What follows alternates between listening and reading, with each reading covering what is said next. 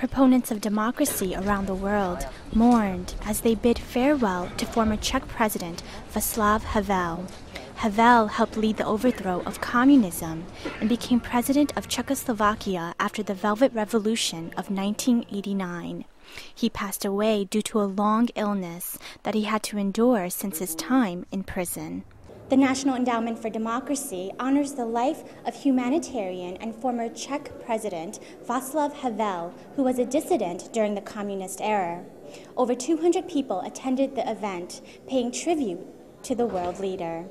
Natality that one associates with Havel. The list of speakers at the National Endowment for Democracy consisted of world leaders,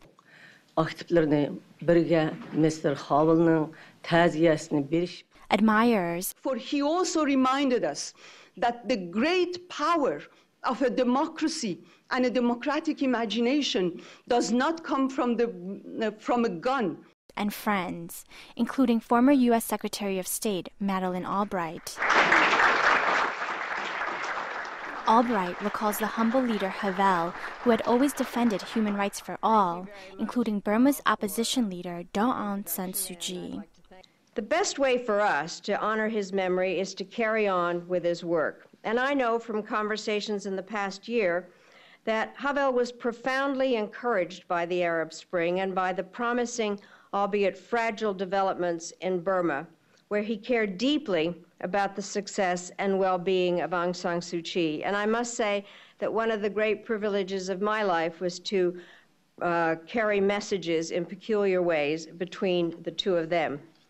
Havel was a supporter of Burma for decades. NED's president Carl Gershman said Havel used his voice to advance others' struggles for freedom. In 1991, he was a candidate to receive the Nobel Peace Prize and was very likely to win for leading the Velvet Revolution. However, he campaigned for Aung San Suu Kyi of Burma to be awarded instead, as he wanted to shine the light on Burma's fight for democracy.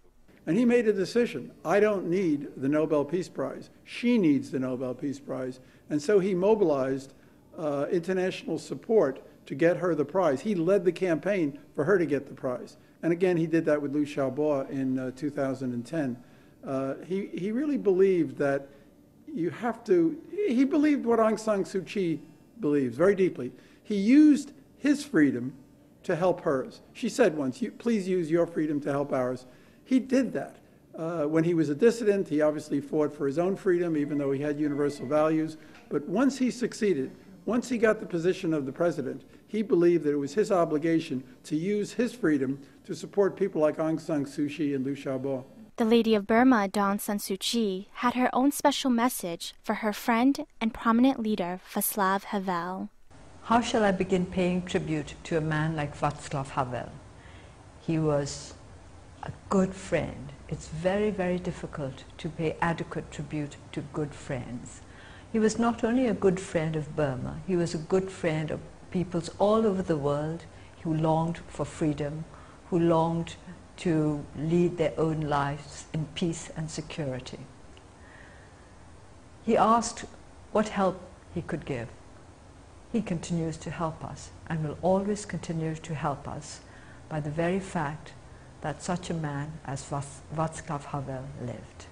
I hope that because of him, relations between Burma and the Czech Republic, and not only that, but between lovers of democracy everywhere, will be the better and stronger.